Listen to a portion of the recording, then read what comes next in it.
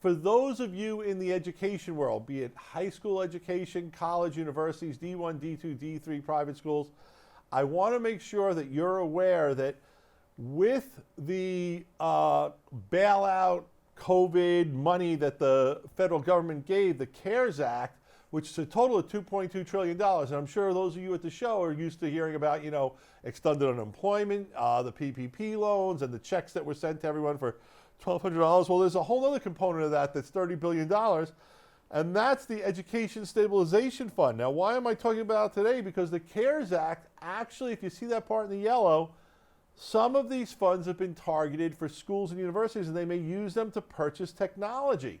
That technology for video is there. So why video technology? Maybe you want to put a new video studio together.